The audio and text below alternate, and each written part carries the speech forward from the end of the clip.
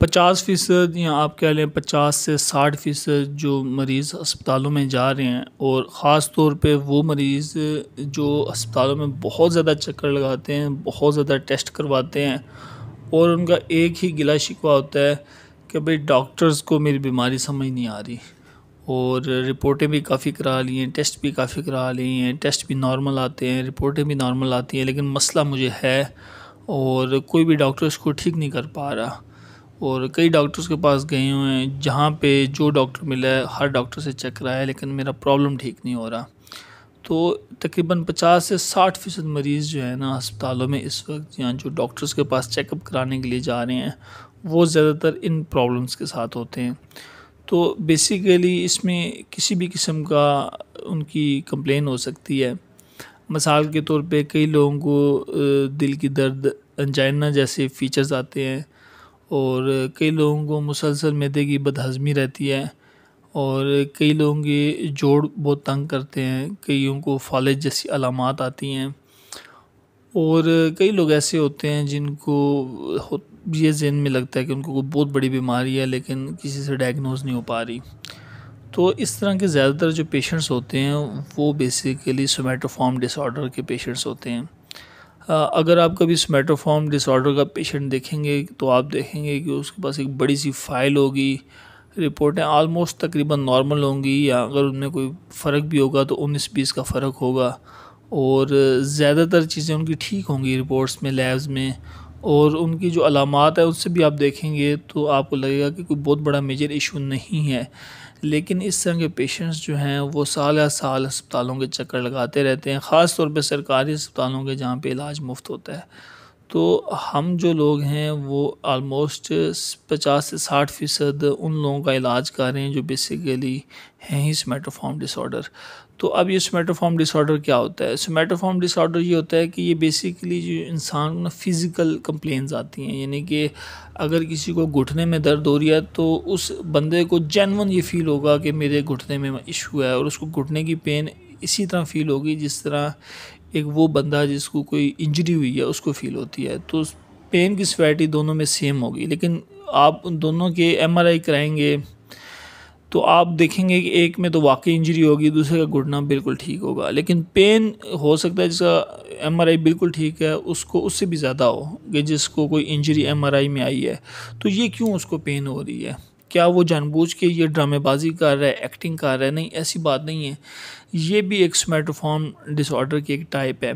अब इसी तरह कई लोग होते हैं जिनको मैदे का मसला होता है, वो एंडोस्कोपी भी करा लेते हैं, मैदे का जरासीम का टेस्ट भी करा लेते हैं, वो राइज़क के कैप्सूल भी साल साल से खा रहे होते हैं, लेकिन मसला उनका हल नहीं हो रहा होता।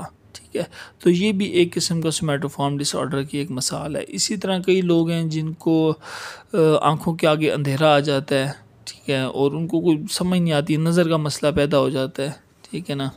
कईयों के हाथ पैर काम करना शुरू बंद हो जाते हैं, सोमैटोफॉर्म डिसऑर्डर, इसको कन्वर्जन डिसऑर्डर कहते हैं।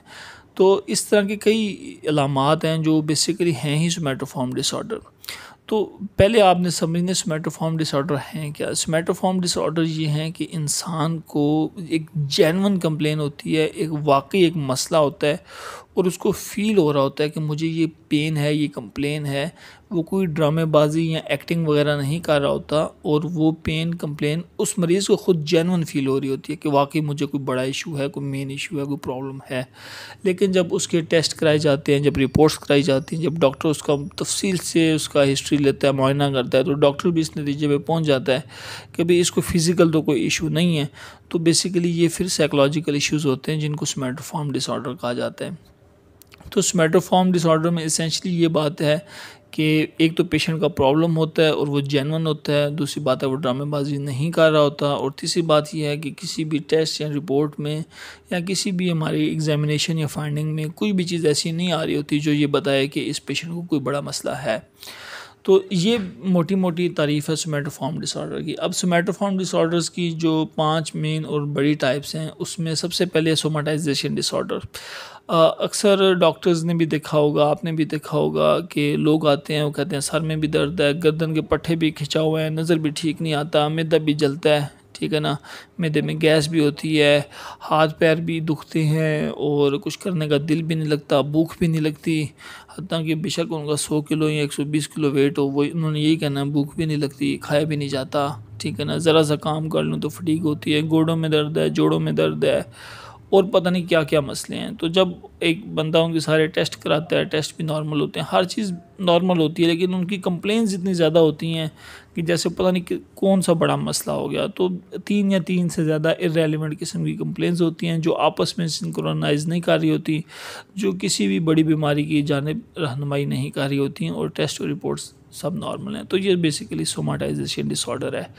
इसी तरह इसी की एक टाइप है सोमैटिक पेन डिसऑर्डर। इसमें एक फोकल पॉइंट पे इंसान को जेन्युइन किस्म की पेन हो रही होती है। ज़्यादातर लोगों को घुटने में दर्द होती है, या कह लेंगे किसी को कोहनी में हो सकती है, किसी को शोल्डर में हो सकती है, यानी कि एक स्पेसिफिक पॉइंट पे पेन होती है। लेकिन उसका जब MRI करा लें, एक्सरे करा लें, CT स्कैन करा लें, सब कुछ नॉर्मल आएगा, मुआयना कर लें वो भी नॉर्मल आएगा। तो सब कुछ नॉर्मल होते हुए इस तरह की जो पेन्स हैं वो सोमैटिक पेन डिसऑर्डर है, ठीक है।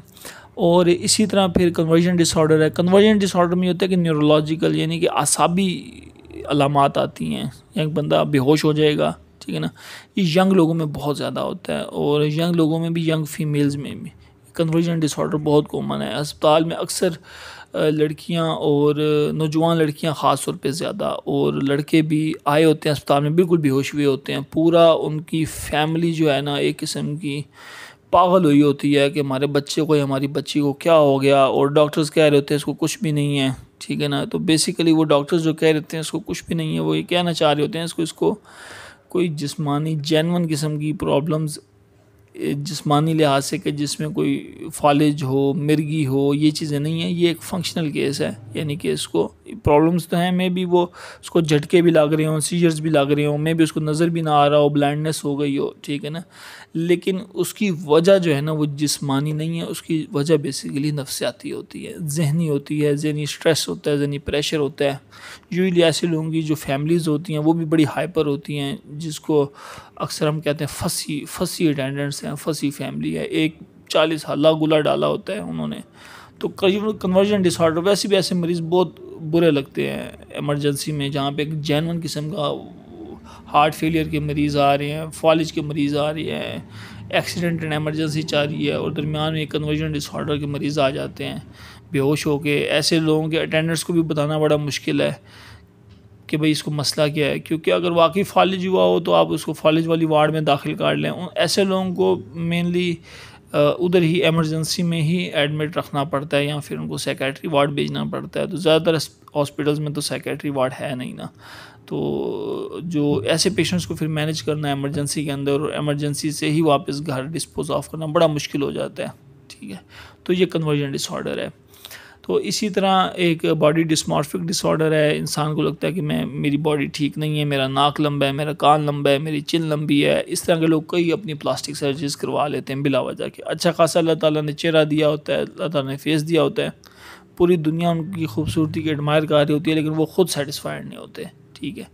वो कोई अपना नाक का ऑपरेशन करा रहा है, कोई आँख का करा रहा है, कोई कान का करा रहा है, कोई चिन का करा रहा है, कोई लिप्स का करा रहा है। तो इस तरह का लोग ज़्यादातर प्लास्टिक सर्जन्स के पास, ब्यूटी वाले लोगों के पास ज़्यादा जाते हैं। तो ये बॉडी डिस्मॉर्फिक डिसऑर्डर है। और इसी तरह सोमैटोफॉर्म डिसऑर्डर्स जो है ये मुख्तलिफ फॉर्म्स में प्रेजेंट करते हैं।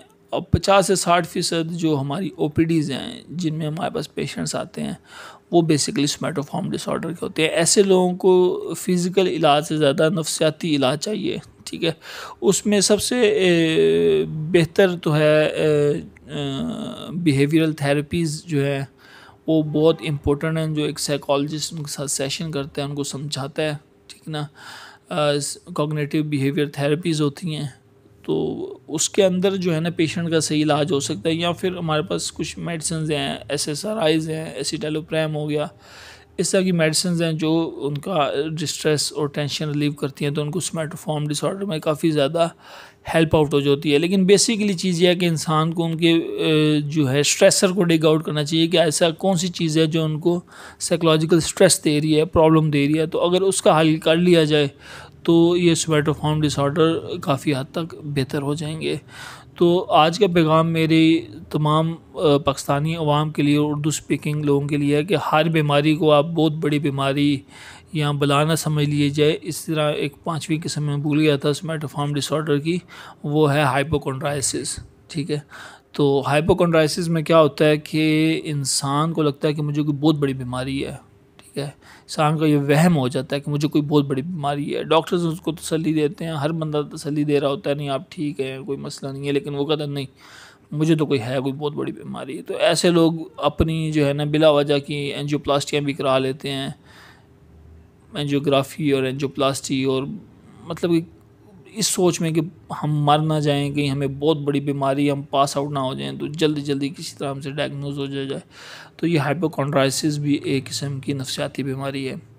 तो ये सब सोमैटोफॉर्म डिसऑर्डर्स, और इनका जो ट्रीटमेंट है ना, वो मैं यही जो ज़ोर दे रहा हूँ वो यही दे रहा हूँ कि इनका फ़िज़िकल ट्रीटमेंट से ज़्यादा इनका साइकोलॉजिकल ट्रीटमेंट ज़रूरी है, और जो कि आमतौर पे नहीं दिया जाता। इनको फ़िज़िकल ट्रीटमेंट ही दे देते हैं, इनको साइकोलॉजिकल ट्रीटमेंट नहीं करते। मिसाल तौर पे अगर किसी को मैदे का मसला है तो उसको राइज़क दी जाएंगे, राइज़क के साशे दे देंगे, गैविस्कॉन सिरप दे देंगे, या इसको दूसरा सिरप है जो म्यूकेन का सिरप दे देंगे, लेकिन कोई उसकी नफसियाती मसले का हल नहीं ढूंढेगा। किसी को सर दर्द है तो सर दर्द की एक गोली दे देंगे, दूसरी गोली दे देंगे, तीसरी गोली दे देंगे, पैराडोल से शुरू करेंगे, नेप्रोक्सिन दे देंगे, नेप्रोक्सिन नहीं काम करेगी तो डाइक्लो दे देंगे, डाइक्लो भी नहीं काम करेगी तो ट्रामाडोल दे देंगे, नहीं तो स्ट्रोजरान फोर्ट ऐड कर देंगे, सर्क ऐड कर देंगे।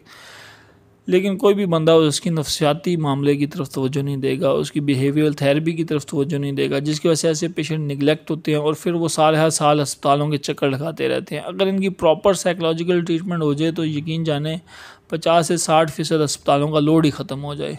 ठीक है, ऐसे मरीज़ सीधा अपना बिहेवियरल थेरेपीज़ कराएं और अपनी साइकोलॉजिस्ट को चेक कराएं और साइकेट्रिस्ट से ट्रीटमेंट लें तो बहुत जल्दी ठीक हो जाएंगे। लेकिन ऐसा होता नहीं है। कोई कार्डियोलॉजिस्ट के पास जा रहे हैं, कार्डियोलॉजिस्ट के पास तकरीबन 30 से 40% मरीज़ नफसियाती जाते हैं। तो इसी तरह कोई मेडिकल स्पेशलिस्ट के पास जा रहा है, कोई स्किन वालों के पास जा रहे हैं, तो मुख्तलिफ लोगों के पास जा रहे हैं। ऑर्थोपेडिक के पास बहुत ज़्यादा पेशेंट हैं, ख़ासतौर पर सोमैटिक पेन डिसऑर्डर का, कि बिल्कुल हर चीज़ ठीक है फिर भी उनके पास जा रहे हैं, उनकी दर्दें सेट ही नहीं हो रही। हर टेस्ट करा लिया, हर किस्म की दवाई ले लिया, लेकिन दर्द ठीक नहीं हो रही। तो काफ़ी ज़्यादा ये सोमैटोफॉर्म डिसऑर्डर हमारी सोसाइटी में पाया जाता है। तो इसकी प्रॉपर ट्रीटमेंट तो फिर साइकोलॉजिस्ट ही दे सकता है। हमारा काम है आपको अवेयरनेस देना, ये समझाना है कि हॉस्पिटल्स में इतना ज़्यादा लोड क्यों है और लोड कम कैसे हो सकता है। और अगर आपको भी कोई इस तरह की बीमारी है, आप भी मेरी बात सुन रहे हैं कि आपके सारे टेस्ट नॉर्मल हैं लेकिन आपकी बीमारी डॉक्टर से पकड़ी नहीं जा रही, तो आप एक बार ये ज़रूर सोचें कि डॉक्टर नालायक नहीं है, हो सकता है कि आपको सोमैटोफॉर्म डिसऑर्डर हो। ओके, थैंक यू, अल्लाह हाफिज़।